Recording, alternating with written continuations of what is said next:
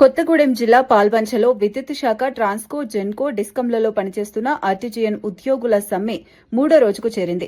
కేపీటీఎస్ 5, 6 gate hospital ఎదురుగా కొనసాగుతున్న ఈ నిరసనకు రాష్ట్ర వ్యాప్తంగా మద్దతు లభిస్తోంది.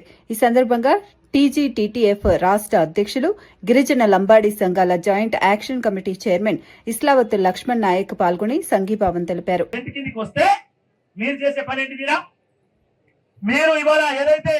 సంఘాలుగా ఉన్నటువంటి వాళ్ళు ఇవాళ ఏదైతే యూడీసీలుగా, జేఎల్ఎంగా, తర్వాత సబ్ ఇంజనీర్గా మీరు ఇవాళ 9 సంఘాలు మీకు సపోర్ట్ చేసినాయి. మనకు మరి సంఘాల వాళ్ళు ఎక్కడ ఉండాలా? ఇక్కడే ఉండాలా?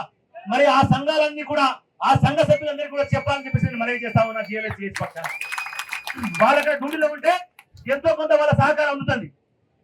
ఆ సహకారం అందంగానే వాళ్ళు ఇవాళ మన మీద ఎగిసి పడతా ఉన్నారు.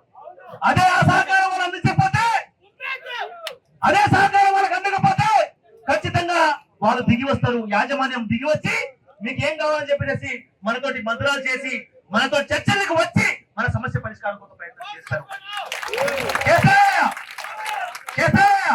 కాబట్టి నేను 9 ఏదైతే ట్రేడ్ యూనియన్స్ కి, అదే విధంగా కుల, ప్రజా, ఉద్యమ అన్ని ఆయా పార్టీలందరికీ నేను మనవి చేస్తా ఉన్నా. నేను అభ్యర్థిస్తా ఉన్నా, జేఏసీ చైర్మన్ గా, ఒక గిరిజన బిడ్డగా అభ్యర్థిస్తా ఉన్నా. నేను అనే మాట ఏంటంటే, అన్ని సంఘాలు ముక్కుముడిగా ఏదైతే ఇవాళ కింది స్థాయిలో ఇవాళ మరి వాళ్ళ ఇంజనీరింగ్ కి, డీలకు, ఎస్సీలకు సపోర్ట్ చేస్తున్న వాళ్ళందరూ కూడా ఇదే టెంట్ కింద ఒక్కరోజు రండి. ఒక్కరోజు మీరు వీళ్ళకి సపోర్ట్ గా రండి. ఈ పరిష్కారం ఒక్కరోజు దొరుకుతుంది. నేను ఎక్స్పెక్ట్ చేస్తా ఉన్నాం. ఇవాళ మన బిడ్డలు 30,000 మంది ఇవాళ టెంట్ కిందికి వస్తే, వాళ్ళు న్యాయబద్ధమైనటువంటి కోరిక కోసం వస్తే సపోర్ట్ చేయాల్సింది మీరు వాళ్ళని నిలదీయండి. అధికారులను, హైయర్ ఆఫీసర్లు నిలదీయండి. మేము నిలబడాలి, వీళ్ళ పక్షం నిలబడాలి. రెగ్యులైజేషన్ లో మీరు సపోర్ట్ చేయాలి. ఇలా గౌరవ ముఖ్యమంత్రి రేవంత్ రెడ్డి గారికి, డిప్యూటీ సీఎం గారికి దృష్టికి తీసుకుపోవాలి, చర్చలకు పిలవాలి. ఇలా 3వ రోజుకి మీరు ఇవాళ ఏదో